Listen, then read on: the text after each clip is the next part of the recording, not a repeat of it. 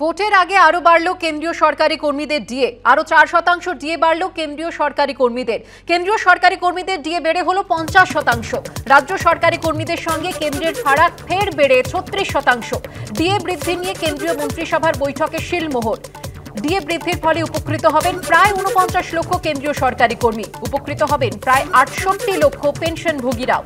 চলতি বছরের 1 জানুয়ারি থেকেই কেন্দ্রের 50% হারে ডিএ। মে মাস থেকে 14% হারে ডিএ পাওয়ার কথা রাজ্য সরকারি কর্মীদের। আন্তর্জাতিক নারী দিবসে বড়সড় ঘোষণা করল কেন্দ্রীয় সরকার। রান্নার গ্যাসের দাম সিলিন্ডার পিছু কমছে 100 টাকা। সোশ্যাল মিডিয়ায় ঘোষণা করেছেন প্রধানমন্ত্রী নরেন্দ্র মোদী।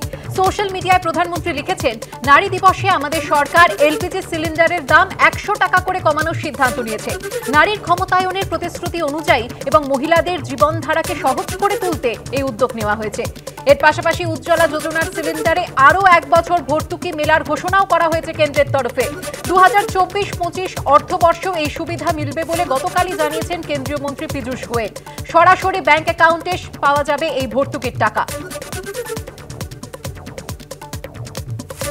আন্তর্জাতিক নারী দিবসে বড়সড় ঘোষণা করল কেন্দ্রীয় সরকার। রান্নার গ্যাসের দাম সিলিন্ডার পিছু কমছে 100 টাকা। সোশ্যাল মিডিয়ায় এই ঘোষণা করেছেন প্রধানমন্ত্রী নরেন্দ্র মোদী। নারী দিবসে আমাদের সরকার এলপিজি সিলিন্ডারের দাম 100 টাকা করে কমানোর সিদ্ধান্ত নিয়েছে, এমনটাই লিখেছেন তিনি। আর এর পাশাপাশি উজ্জ্বলা যোজনার সিলিন্ডারে আরও 1 বছর ভর্তুকি মেলার ঘোষণাও করা হয়েছে কেন্দ্রের তরফে।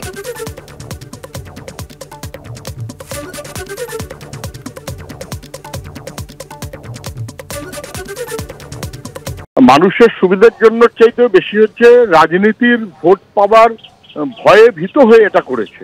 মন্দের ভাবে 450টা বেড়ে হয়ে গেল 1100 টাকা। যখন আন্তর্জাতিক বাজারে দাম কমলো তখন দেশে মোদিজি ক্রমশ ইন্ধন দাম বাড়িয়ে দিলেন কেন? সেই প্রশ্নের উত্তর তো দিতে হবে।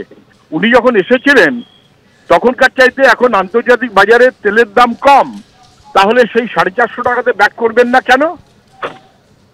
2, যদি 1100 টাকা করে দিয়ে থাকেন অথচ কমানোর সুযোগ ছিল, তাহলে 1100 টাকা করে দিয়ে লুট করেছেন কেন? সেই লুটের টাকাটা ফেরত দেবেন কবে?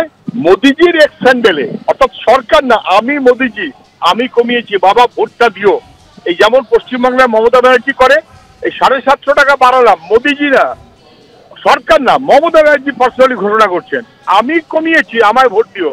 তেমন করেই মোদিজি আমি কমিয়েছি, আমার ভোট দিও। এটা ভোটের রাজনীতির জন্য করেছেন।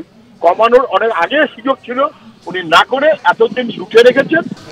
দেখুন, নারী বিদ্বেষী ভারতীয় জুমলা পার্টির এই সমস্ত নির্বাচনী চটকদারি সস্তার প্রচার দেশের মানুষ এর আগে বহুবার দেখেছে।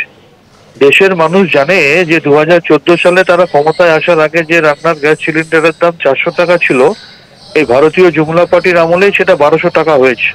আর নির্বাচনের আগে যে তারা সস্তার চটকদারি রাজনীতি করে সেটাও দেশের মানুষ দেখেছে। কারণ আমাদের মনে আছে উত্তরপ্রদেশের নির্বাচনের আগে হঠাৎ করে 2 মাস পেট্রোল ডিজেলের দাম বাড়া বন্ধ হয়ে গিয়েছিল। তারপর নির্বাচন হওয়ার সাথে সাথে ফলাফল ঘোষণার আগে আবার দাম বেড়ে গিয়েছিল। সুতরাং দেশের মানুষ, দেশের মা বোনেরা এটা উপলব্ধি করতে পারে যে নির্বাচনকে সামনে রেখে 100 টাকা কমিয়েছে। নির্বাচন শেষ হবে, ফলাফল ঘোষণার আগেই দেখবেন আবার 200 টাকা বা 300 টাকা দাম বাড়িয়ে দেবে।